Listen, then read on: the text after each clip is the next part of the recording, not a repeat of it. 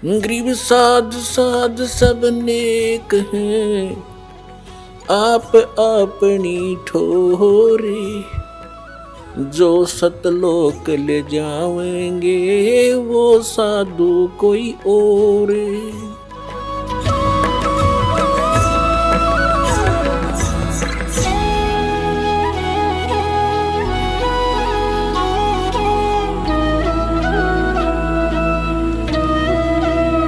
और उनको दंडवत प्रणाम करने से पूरी गीता जी में केवल उस संत को ही दंडवत प्रणाम का प्रावधान बताया है।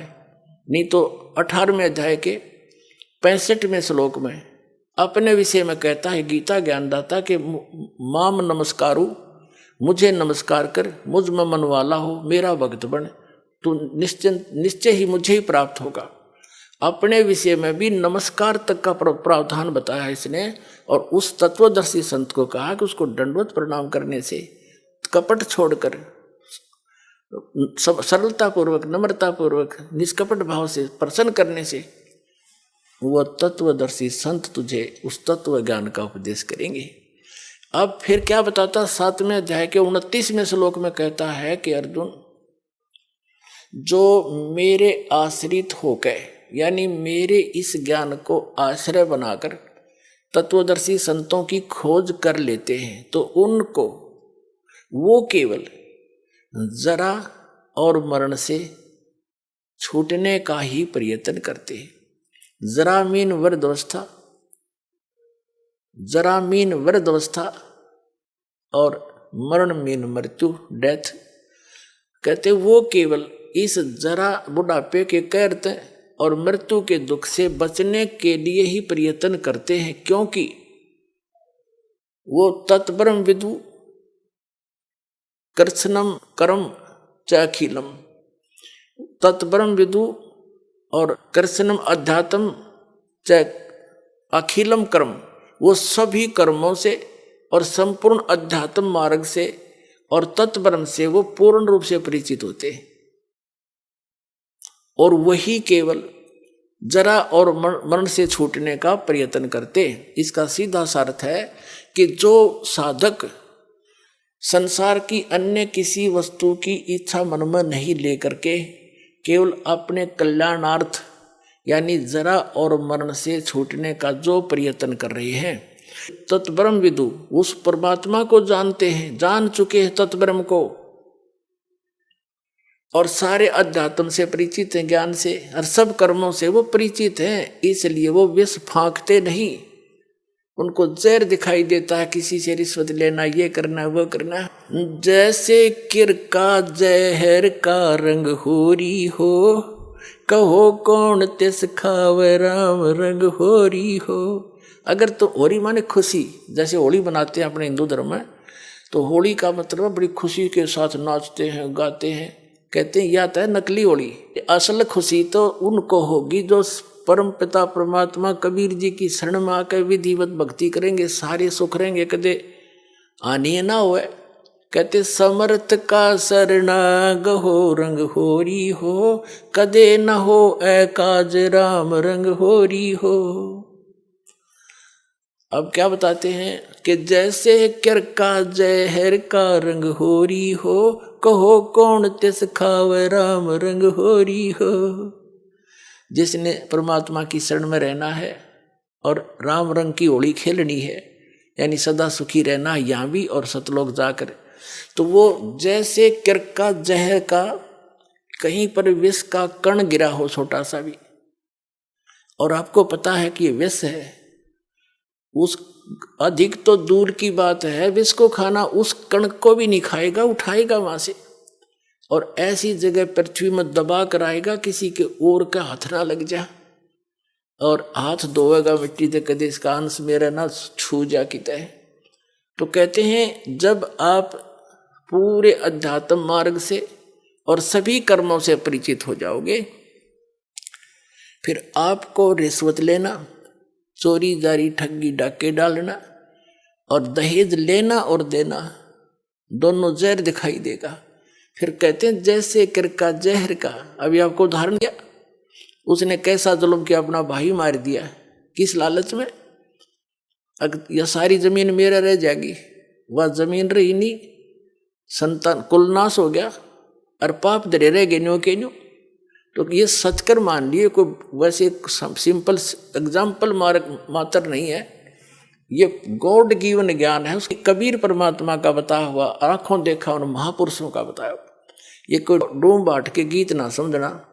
बहुत युगों से आप दुख पा रहे हो और इसी काल के झंझट में उलझ पुलझ कर यही मर जाते हो। तो क्या बताते हैं, जैसे कर का जहर का एक भी किसी का पाई भी लेना, बिल्कुल आपको विष दिखाई देगा। फिर कौन खाओगा उस विष को, कि तुमने उस दरगाह का मैल नहीं देखा और धर्मराज के तिल तिल का देखा। हर पाई पाई का हिसाब होगा वहां पर। तो इसमें तो बहुत बड़ा बखेड़ा बन जाएगा आपके लिए। तो बुद्धिमान व्यक्ति फिर उसका निकट नहीं जा सकता। अबोध बालक जहर चाहे सारा खा जा, लेकिन ज्ञान होने के बाद व्यक्ति विष का निकट नहीं जाता। तो जब तक आप अबोध थे, खाते रहे विष, मरते रहे, गधे कुत्ते बनते रहे, ये विष है। ऐसे संकट भोगने पड़ते हैं अपने को। और जब बुद्धिमान हो गए वो तो इसका निकट भी ना आते। जैसे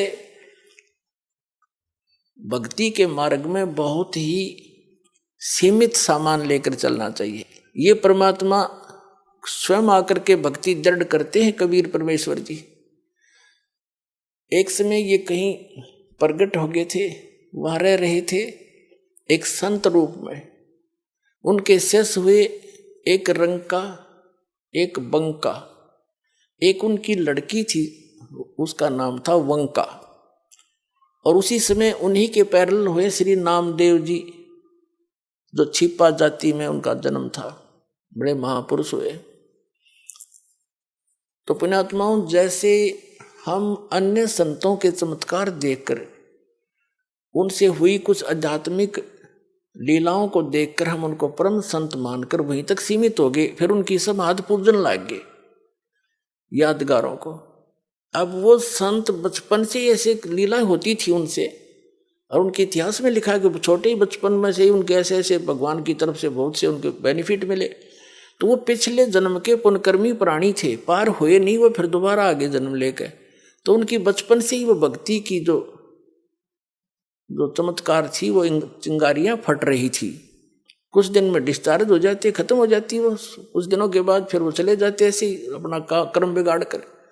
उन्हीं में से ये एक नामदेव जी थे। बचपन से ही उनकी पिछले संस्कारों से, पुण्यों से बहुत से ऐसे लाभ हुए। एक बार विठल भगवान की पूजा करते हैं महाराष्ट्र के अंदर। तो विठल भगवान की एक मूर्ति बना रखी होती है। विष्णु है विठल, वैसे विष्णु को विठल मानते हैं। विठल विष्णु जी के अवतार थे। उनकी मूर्ति बनाकर पूजा करते हैं, उनको भोग लगाते हैं और पीछे आप भोजन करते हैं। तो एक बार नामदेव जी के छोटे से थे, उनके पिता ने कहा, बेटा हमने कहीं बाहर जाना है, कई दिन माना पड़ेगा, तुम भगवान को भोग लगाना ठाकुर जी को, और पीछे दूध पीना। पहले भगवान को भोग लगाना ठाकुर जी को, विठल जी को, और फिर पीछे ग्रहण करना, अन्यथा पाप लगेगा। बच्चे का बहुत जल्दी असर होता है इन बातों का। माता पिता चले गए, पहले से पैदल जाते थे, पैदल आते थे, 3 दिन जाने में, 1 दिन वहां रुक के 3 दिन आने में लग गए। जैसे भी 1 हफ्ते में आए। अगले दिन नामदेव जी ने नहा धोकर दूध का कटोरा भर के और विठल भगवान की मूर्ति का आगे रख के, जैसे माता पिता करते थे, पर्दा लगा के खड़ा हो गया, भगवान भोग लगा लो, भगवान भोग लगा लो। थोड़ी देर में पर्दा उठाया, जो का जो रखा कटोरा, नहीं दूध लगाया, नहीं पिया। अब उसके माता पिता क्या करते थे कि कटोरा रख के ऐसे करते थे, विठल भगवान दूध पी लो, पर्दा लगा देते थे। एक आली सी में मूर्ति रखी थी, उसका पर्दा ला रखा था, और थोड़ी देर में उठा के अपने आप सारे दूध में मिला के और पी लेते थे। और बच्चे को इन्हों पता नहीं था कि विठल जी दूध ना पीते। उन्हें सोचेगा जी घूंट भर लेते होंगे भगवान, तभी माता पिता लाते हैं। उन्हें देखा भगवान ने तो दूध ना पिया।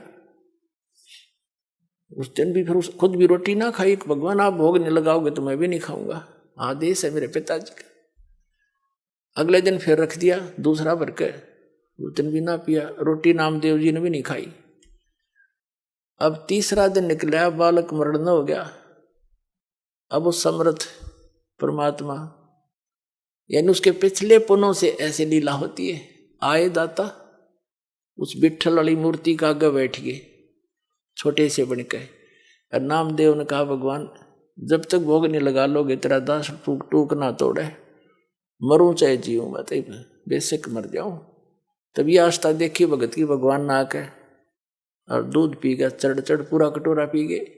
नामदेव कूदता फिरे, आज राजी हुए मेरे भगवान। नामदेव जी की खुशी का ठिकाना नहीं, आप भी दूध पिया, छक्कर रोटी खाई, आज प्रसन्न हो गए मेरे भगवान, मेरे से कोई रोटी बन गई थी। आप रोज पियो, रोज दर्जे दूध सामने पियो गट गट, और फिर मूर्ति सी दिखे। उनके माता पिता आए, उन्हें चिंता थी बालक है कहीं भगवान को भोग ना लगाया। वो नाते पूछा बेटा क्या विठल जी को भोग लगाया था? माता जी ऐसा बना, 3 दिन तो इन्होंने कुछ नहीं खाया पिया और मैंने भी नहीं खाया पिया। क्या करा कि मैं दूध रखूं, भगवान ने ग्रहण नहीं किया। मैंने सोचा आपकी याद में दुखी हो रहे होंगे परमात्मा, नहीं पिया होगा और या मुझसे कोई त्रुटि होगी। तो तीसरे दिन भगवान ने, तीसरे चौथे दिन जैसा भी भगवान ने दूध पिया, नहीं पहले भोग नहीं लगाया 3-4 दिन, और मैंने भी खाना नहीं खाया, मरने को हो गया था। अब बच्चे के मुंह की तरफ देखे वो माता पिता, ये क्या बोल रहा है, क्या कैसे भोग लगाया बेटा तेने कि भगवान को भोग रख। 3 दिन तो इन्होंने पिया नहीं, चौथे दिन पी लिया दूध, सचमुच। हाँ, उन्हें सोची लड़का बकवाद करे है, इसने कोई भोग भाग नहीं लाया। क्यों मालूम था दूध पीता नहीं, मूर्ति पत्थर का दूध पिया करे। वो तो मुंह कर लागे छीटा फिर आप उठा लाया करते थे। उन्हें सोची वो बकवाद कर रहा है, कितना भोग भाग नहीं लाया, खेलता रहा बालकों में। ने बोला साची बता, न तने घड़ेंगे हम, झूठ बोले तू तो भोग नहीं लगा। भगवान पत्थर थोड़ा, मूर्ति थोड़ा दूध पीती है। अगने नहीं दूध पिया, मेरे सामने पिया। उनको और पक्की जचगी झूठ बोला सारी लड़का ने। बोले भाई तू झूठा गणा हो गया नामदेव, और हम तेरे से बात नहीं करते, तेने तो भोग लगा नहीं हमारे भगवान को। वो कहने लगे हमारे सामने लगा के दिखा कैसे दूध पिया। उन्हें प्रतिदिन जैसा करता था, पूरे रूटीन से धोया, कटोरा दूध का भरा और रख दिया। हे भगवान मेरे माता पिता के विश्वास नहीं हो रहा दाता, भोग लगाओ। उसी समय मूर्ति से हाथ से निकले नू कचिया कचिया, और पकड़ कर उनके सामने माता पिता के सामने गट गट दूध पी गया।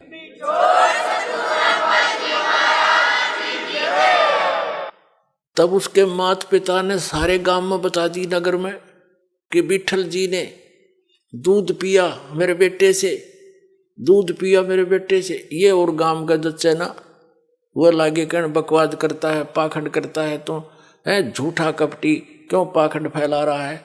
मूर्ति कभी दूध पीती है। पंचायत होगी, चौपाड़ में बुला लिया नामदेव भी, उसका लड़का भी। पंचों ने फैसला किया कि हमारे सामने दूध पिलाओ भाई, जब मानेंगे ना तुम्हें देश से निकाल, गांव से निकालेंगे तुमको। तुम पाखंड फैलाते हो, अपने घर पर लोगों का चढ़ाने के लिए भ्रमित कर रहे हो, वहां बुलाने लग जाओगे कुछ दिनों में। अब समस्या आ गई, नामदेव भी बुला लिया।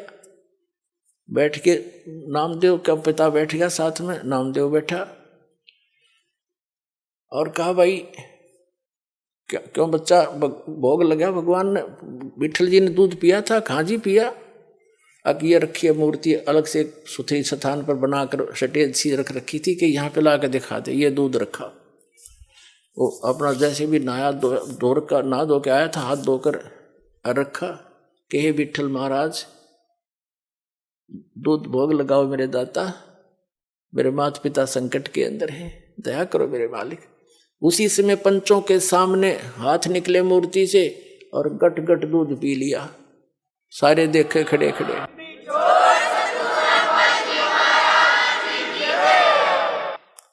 अब इस चमत्कार को देखकर नामदेव जी की इतनी महिमा होगी, आसपास के क्षेत्र में पूज्य होगी। और ये अब वो क्या करते थे, कुछ थोड़े से बड़े हुए किसी से नाम लिया, ओम नाम का जाप करते थे। फिर परमात्मा मिलते हैं आकर ऐसी पुण्य आत्माओं को, जैसे उनका विधान है, वो नेक आत्माओं को मिलते हैं, अच्छी आत्माओं को मिलते हैं, दृढ़ भक्तों को। तो कबीर साहब उनसे मिले, ज्ञान दिया कि ऐसे ऐसे भाई ओम नाम का जाप तुम कर रहे हो गुरु से लेकर के, ये तो ऐसे ऐसे सारी सतिथि बता दी, और इससे आगे एक और मंत्र है जो दास देगा और उससे मोक्ष होगा। ये तो असंग जन्म हो गए, जन्मते मरते। और ये छोटे मोटे जो लीला हुई है ना, ये तेरे पिछले पुण्यों से हुई है। आगे चार्जर ठीक नहीं है, पीछे बैटरी चार्ज थी, तब तक यह काम कर रही है। सारा समझाया उनको, जैसे भी उस भाषा में। तो विठल नामदेव जी ने नाम ले लिया, किससे? उस संत से जो स्वयं मालिक आकर रहे, गुप्त रूप से रहा करते थे। अब नाम भी ले लेते हम, लेकिन वो पुरानी जो साधनाएं हैं, जो क्रियाएं मन में समारी हैं, वो भी साथ करते रहते। एक दिन नामदेव जी, क्योंकि ये छिपा जाति में थे और ब्राह्मण लोग अन्य जाति वालों को भगवान की आरती में निकट नहीं जाने देते थे, दूर खड़ा रखते थे। वो आरती जहाँ करते थे विठल जी की, ब्राह्मण वर्ग ही रहते थे वहाँ, उसको सक्षेत्र था। एक दिन नामदेव जी जा रहे थे, आरती मंदिर में हो रही थी। इतने आत्म विभोर हो गए, पंडित जी तो ऐसे वो घंटियां बजा रहे थे, और नामदेव जी ने जूते निकाल लिए दोनों अपने, और जूतों को लगे बजाने, और बजाते बजाते उन पंडितां के बीच में पहुंच गया। जैसे मंदिर की दर्शन करने के लिए मूर्ति के निकट पंडितां के बीच में घुस गया। उन्हें देखा कि वो कौन आ गया, छोटी जाति का, हाथ में जूते ले रहा, पकड़ के बाजू से और मंदिर के पीछे पटक दिया जाके, किचन आरती में बाधा कर दी। कहते हैं भगवान कबीर साहब ने उस मंदिर का मुंह फेर दिया नामदेव की तरफ।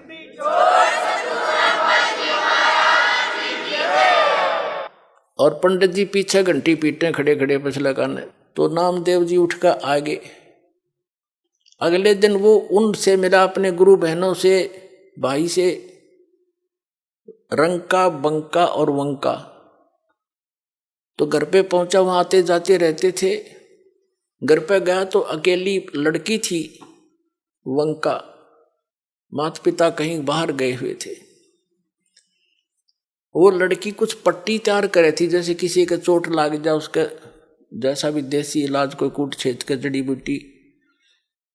नामदेव जी ने पूछा, बहन किसको क्या हो गया, आप क्या बना रही हो? अब पुण्यात्मा भगत जो होते हैं वो भगत वाली भाषा बोला करते हैं।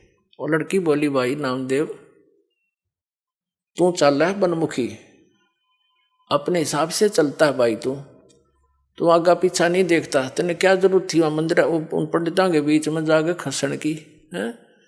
गुरु जी की बेइज्जती कराना चाहता था तू। जब तेरी बेइज्जती देखी नहीं गुरु जी पे, और गुरुदेव ने जो तेरा मंदिर घुमाया है ना, उसके कारण गुरुदेव का चोट लग गई हाथ के, और उसके लिए पट्टी तैयार करो।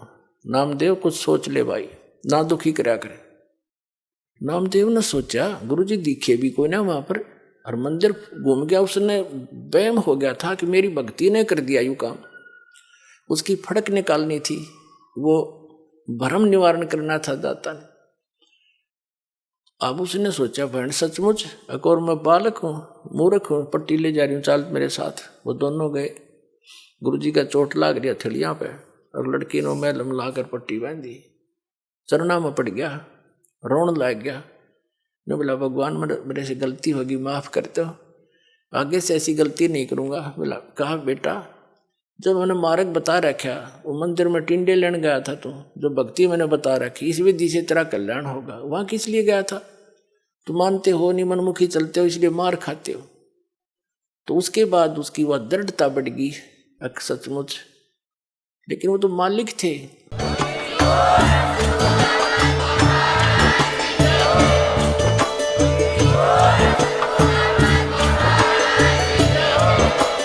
आप सुन रहे थे जगत गुरु तत्वदर्शी संत रामपाल जी महाराज जी के मंगल प्रवचन। अधिक जानकारी के लिए विजिट कीजिए हमारी वेबसाइट www.jagatgururampalji.org। संत रामपाल जी महाराज जी के शुभ आशीर्वाद से पूरे विश्व भर में 500 से भी ज्यादा नाम दीक्षा केंद्र हैं, जिन पर संत रामपाल जी महाराज जी द्वारा ऑनलाइन निशुल्क नाम दीक्षा दी जा रही है। अपने नजदीकी नाम दीक्षा केंद्र का पता करने के लिए संपर्क करें 8222880541।